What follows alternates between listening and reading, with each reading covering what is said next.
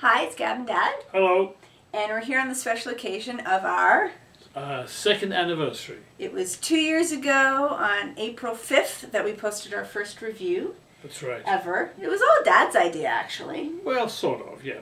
But I got my name first. You got so your that's name what matters. We've had a lot of fun, and we plan to keep on going and have lots more fun. Yeah, and it's really, a large part of it is you guys, our viewers and our subscribers, that really motivate us to keep. We've got almost 1,900 subscribers now. Yeah, our goal was 2,000 we fell for a little 2 bit years. short. A little bit short, but that's okay. It's not really about the numbers. But we've gone in the first year we went to about 500, as I recall. Yeah. And so in the second year we've gone from 500 to almost... Not that it's about the numbers or anything. No, not about the numbers, but nonetheless. It feels good to grow. It shows that there are quite a lot of people out there enjoying what we do. Hopefully. And some of the comments show that people don't enjoy what we do. Well, that's but it's all part of the package. As long as they watch. Now, the historic first Gab and Dad review that we posted was of a film called I Love You Man. I Love You Man. I Love You Man. Strum de Bass. Strum de Bass. No, Slap in the Bass. Slap in the Bass. It's been 2 years. It's been 2 years, and when you get to my age, memory fails. Definitely. So we thought we would represent that retro historic review. First review of I Love You Man. Yes, so the original is in the Smithsonian Institute in Washington, D.C. It was a good movie. No, the original review, I mean. The review, yeah. No, we've reviewed all sorts of movies. How many reviews have we done altogether? I forget, we counted, but over 100. Yeah, over 100. Over 100. We reached 100 around the end of last year. And of course Max helps out as well. And we have a guest now and then, or I have a guest now and then. And so yeah, we're just going to keep doing more of the same thing. Hopefully improve where improvements can be made, but just more of the same because we love it. We do. And so thanks for watching. Thanks for watching. And here is the very first Gab and Dad review of the film called I Love You Man. Thanks for watching. Thank you. Hi, welcome to this episode of Gab and Dad Film Reviews. I'm Gab. And I'm Dad, in case you had any doubt. He's my dad. Her dad. And we love to go to movies together, and sometimes we agree, sometimes we disagree. We thought it would be fun for the world out there to share in our experiences, our opinions, our agreements and disagreements about the films we see together. The point being that we're obviously two different generations, and do people from different generations see and appreciate movies differently? Perhaps sometimes they do, sometimes they don't. Inspired by? Inspired by the real geezers.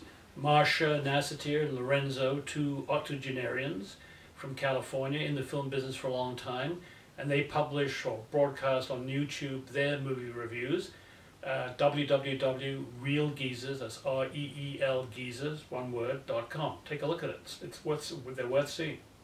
But first watch us, and we're going to talk about I Love You Man. I wanted to see this film because of the cast and because it's from that whole oeuvre, like the Judd Apatow bunch of films that have been coming out lately and are very entertaining and have really tapped into a lot of themes and laughs, certainly for people around my age, so I sort of dragged Dad to it. I wasn't as enthusiastic because this movie, as I saw it, was about young people, living in California who were kind of cool and do cool things. And, he couldn't relate. And I can relate to that. So I went under protest. But he went, and I think enjoyed. I heard you laughing. I did enjoy it. It was funny. I was surprised by this movie. First of all, it's entertaining. It's funny. In some places, very funny. And although, in a sense, it's a kind of a light film with not a great deal of substance, there's a surprising sensitivity and a surprising amount of nuance in its depiction of friendship, because that's what this movie is really about. It's about friendship, and in particular, it's about the friendship between two men. Very briefly, Paul Rudd, who plays the central character, gets engaged, and he suddenly realized he doesn't have a best friend or any friend who could be his best man. So he decides to remedy that. And the film is about his exploration of male friendship and his attempt to make a friend with somebody. And there's a lot of barfing. And the central character, or the person who becomes his friend, is played very convincingly by Jason Segel. Yeah, great performances in writing. So it's a subtle, it's a naturalistic approach, which brings you in and allows you to really think about the underlying theme or themes, which are quite deep. Friendship and whatnot. I mean, it's called a bromance.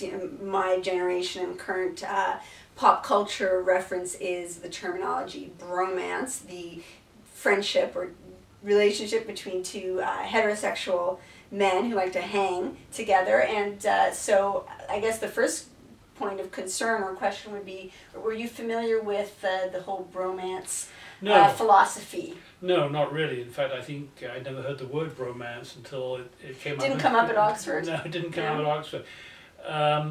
But what interested me in general terms about this film was, as I say, the nature of a male friendship, which I think may have changed a lot over the years, certainly changed from when I was the age of the characters depicted in the film.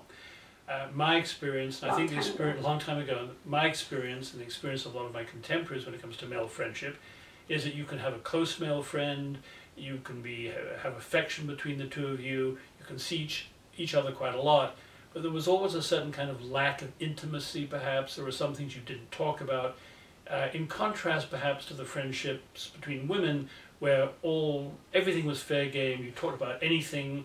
At least that was my perception, that was my suspicion, I suppose. So I was interested in this modern depiction of male friendship, which seemed to me actually in many ways to be more appealing and more attractive than the old-fashioned kind of male friendship that was prevalent in my generation.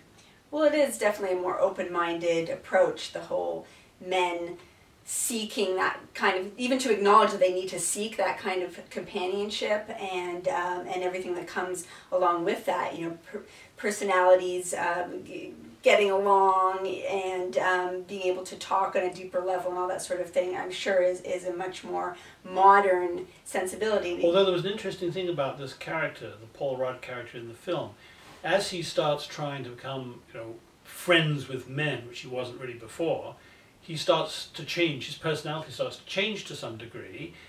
You know, he takes on some of the trappings of maledom that he didn't have before, somewhat to the consternation of his fiancée, because he's changing in front of her very eyes. I don't know if change is fair to say. Maybe not change. Things are brought forth that had sort of been suppressed or hadn't been explored because he hadn't had the opportunity till he met this guy, which I think that's very relatable. I mean, anytime you form a friendship with a new kind of person, be it a romantic relationship or a friendship, or take on some of the coloration, or become a parent or whatever, you don't change, but elements of you come out, and the ratios may differ. You take on some of the coloration of these people. You may, if you admire them or you like them a lot, you may imitate them to some extent. You may do some of the things that they do. You may do some things that previously you thought you weren't interested in, and discover that in fact you are interested in it. Like slapping the bass. Like slapping the bass. So you need to explain.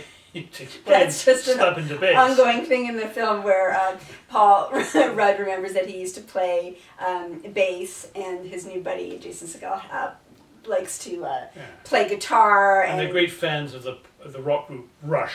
Are you familiar with Rush? No, I'm not. No, I didn't think so. No. So there are actually quite a lot of things in this movie that you wouldn't say you were familiar with, but I mean, you felt like you could go along with it. It wasn't a problem. No, I didn't think it was a problem, and I found, as I say, the movie quite charming. I found the acting very good, including the acting of lesser figures. There was a strong ensemble of actors, all of whom did their thing very well, some of whom you may recognize from Saturday Night Live or Jon Stewart's Even though Daily Dad Show. had to look up some of the names on the internet. Yeah, thank God for Google. That's where the generation gap comes back in. But a charming movie, not perfect, was a bit too long, I think, like many movies these days. But he needs his nap. Enough of that. It dragged a bit. It dragged a bit occasionally, but I enjoyed it. I thought it was entertaining, and just a little bit more than just entertaining. There was some important themes that were explored quite well.